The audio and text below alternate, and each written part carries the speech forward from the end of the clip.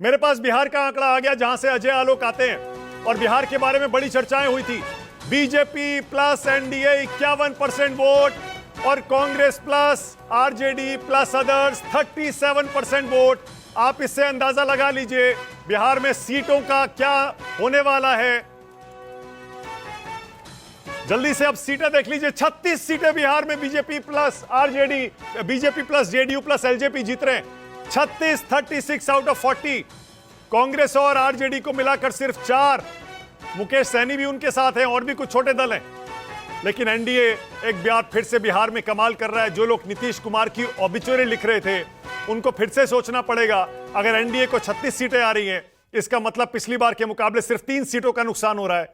अब वो 3 सीटें किसकी कम हो रही हैं, ये भी हम आपको थोड़ी देर में बता देंगे। ब्रेकअप अभी आ जाएगा, लेकिन बिहार के आंकड़े वाकई चौंकाने वाले हैं।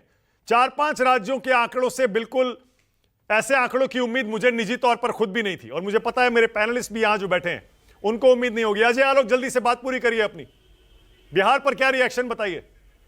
नहीं, मुझको देखिए, बिहार का जो आपका 36 का आंकड़ा है, इसको 40 बनने में टाइम नहीं लगेगा। सुकेश तो बिहार आए भी थे और सुकेश का भी अंदाज यही था कि 30 से 35 के बीच में रहेंगे।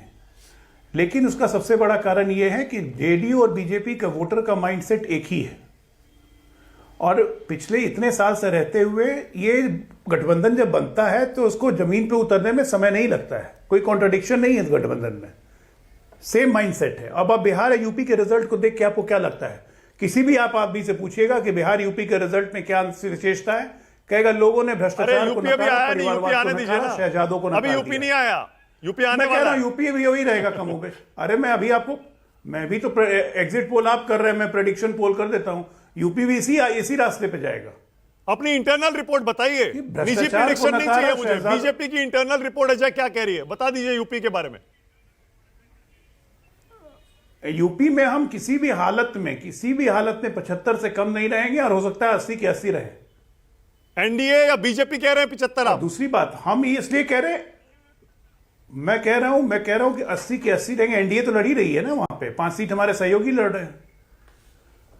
हम ये कह रहे हैं कि चुनाव, आप ये देखिए कि सारे पैनलिस्ट इस बात पे एग्री करेंगे कि चुनाव बिल्कुल प्रो कंबेंसी का चुनाव था। आप 2019 के हिसाब से देखिए तो मत प्रतिशत में मुश्किल से 1 या 2% की कमी आई।